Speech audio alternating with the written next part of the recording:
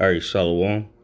First and foremost, I want to give all praises, glory, and honor to Yahweh, Ba'ashem, Yahweh Shai, Ba'ashem, Rachakwadash.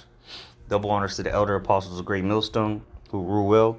And salutation and much love to Yakim out there pushing out his word in truth and sincerity. And I just want to do a quick video, concerning the state of America. And this place is finished, man. All right. Stick a fork in it because it's finished. As you see, all right, the tensions are high, racial tensions, all right, there's civil unrest, political tensions, all right, just all the way around. America's divided, and it's crumbling before your very eyes. Okay, and this is prophecy, man. All right, and let me just get the words of the Lord Himself.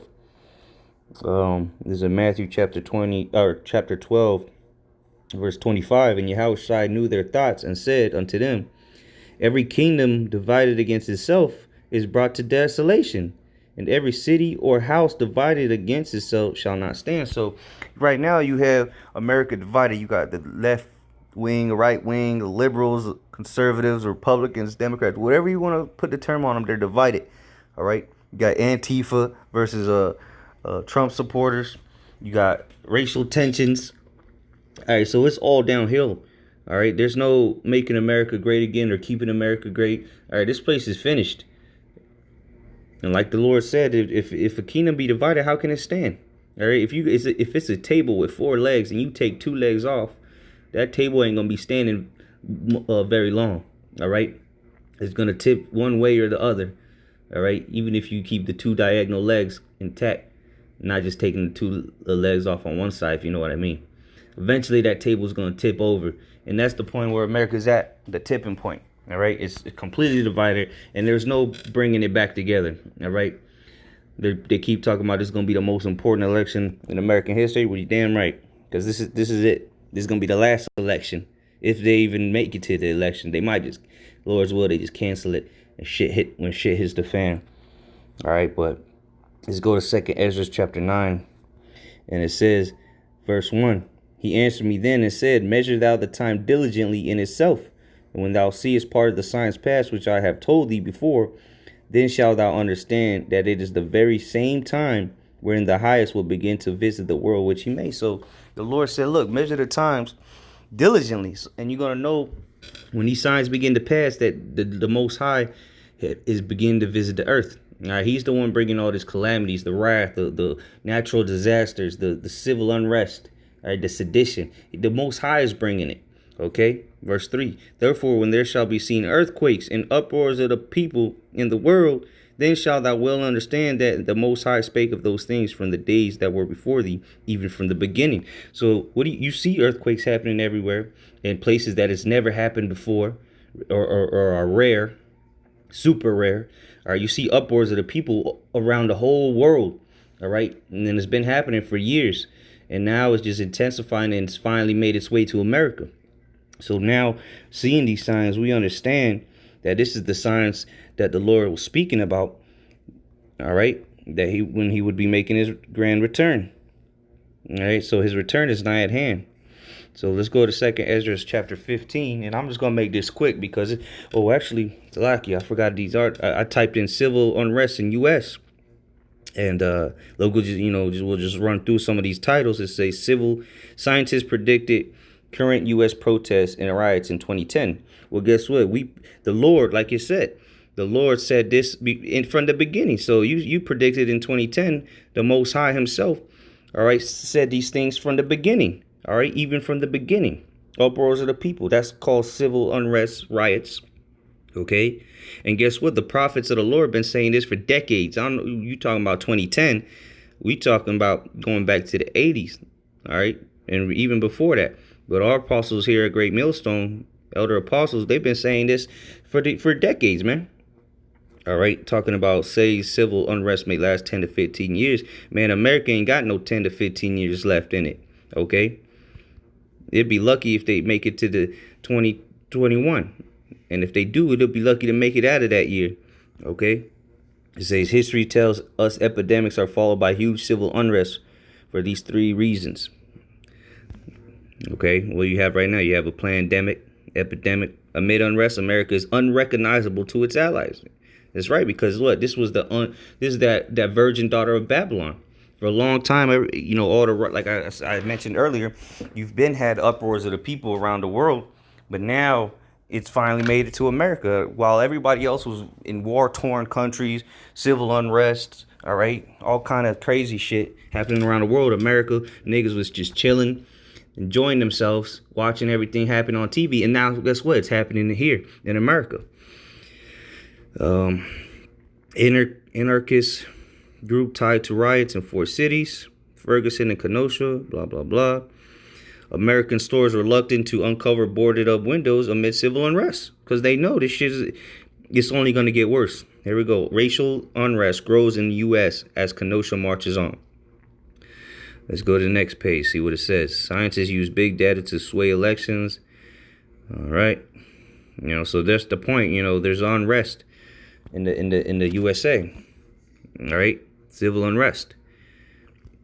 And it's only going to get worse. Okay.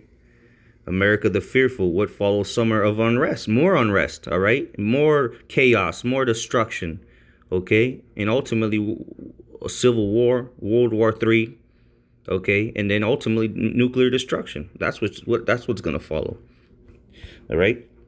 But before the nuclear destruction, America's going to be in one of the worst places to be on the planet. All right, this is 2 Ezra 15 and 14. Woe to the world and them that dwell therein. For the sword, and this is going to happen worldwide, but specifically in America, because the great destruction will take place in Babylon the Great. All right, the great judgment that the Lord is bringing is upon America for the crimes against his people. All right, the place where all 12 tribes were put into captivity together, oppressed together in some horrendous, heinous ways, okay? Verse 15, it says, for the sword and their destruction draweth nigh, and one people shall stand up and fight against another, and swords in their hands. So that's what you have happening right now. All right, there's going to be people in the streets shooting each other, killing each other, and ultimately, again, World War III. All right, but then America's going to have to fight a 2-front war, an internal war and World War III. So it ain't looking very good for America. All right. Verse 16, for there shall be sedition among men. Sedition means an uprising against the government. All right. A revolt. All right. It says, for there shall be sedition among men. And that's what's taking place, man. It's brewing up and it's happening. And it's only going to get worse and worse and intensify. It says, in invading one another, they shall not regard their kings nor princes. So there's going to come a point when people are going to get sick of listening to the government, which they already are. All right. And they're just going to take, well, let me read the rest of it. It says, in the course of their actions shall stand in their power. So that the peoples are going to take things into their own hand. They don't care what the President Trump got to say, or what your local mayor or your state governor, your representatives. They don't care what they got to say anymore. Look, when the shit hits the fan, nobody's going to care what the officials, elected officials as they call them, got to say, man. They're going to be coming for you. All right, you had a couple of months back in Puerto Rico, the people are sick of the officials, man. You got you had people marching in the streets with a guillotine heading to the governor's house, man. So what do you think is gonna happen? They gonna come for these governors, man. Living in these lavish houses, living it up, while the peasants are eating crumbs. All right. Well, guess what? They're gonna come for you, damn officials, man. All right. The sedition, the everyday people. All right. They're going to be at your door, and they're going to want blood. All right. Verse 17, a man shall desire to go into a city and shall not be able. That's right. Because through these uproars, these riots, the sedition, eventually they're going to fully enact martial law to the point where they're going to have roadblocks, military checkpoints, curfew. All right. And they've been doing test runs of this right in front of your face. What do you think this whole lockdown was about? All right. So it's going to be a time where you're not going to be able to just go out and about, all right? And these troops are not going to have no pity on people, man. They're going to be blasting heads. Verse 18, for because of their pride, the cities shall be troubled, the houses shall be destroyed, and men shall be afraid. That's right, because America is the proudest country on the planet. Wait till these people start invading each other. Wait till these troops start invading your houses, kicking. They're not going to knock on your door. Oh, we got a warrant to come in. No, they're just going to kick your door down and start busting heads open, ravish your women, kill your kids, and eat your food. All right. This is what America's future is. Verse 19, a man shall have no pity upon his neighbor, but shall destroy their houses with the sword and spoil their goods because of the lack of bread and for great tribulation. So this is the future of America. Great tribulation, lack of bread, invading one another. No pity, all right? This is what's coming.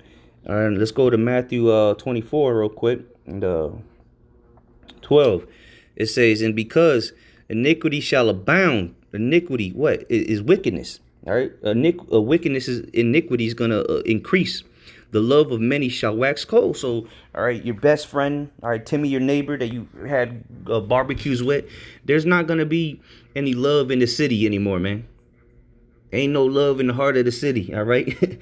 And the love is going to wax cold, man. People are not going to have pity on their neighbors. They're not going to have pity on their friends. Hell, they're not going to have pity on their own family, all right? And that's just what it is. And it's like we read in the last in 2 Ezra 15 for the lack of bread and great tribulation, right? Verses Matthew 24 and 21. For then shall be great tribulation, such as was not since the beginning of the world to this time, no, nor ever shall be. So this is talking about the time that we're living in, man. All right, this is taking place, and it's going to be a time like no other. The tribulation that is about to take place on this earth, specifically in America, is going to be like nothing that's ever happened before and nothing that will ever happen again. All right, the things that people are going to witness is going to be mind blowing, man. I'm talking about atrocious acts, people getting butchered in the streets, women getting raped to death, children getting smashed over the head, and you know, all kind of atrocious things are going to take place.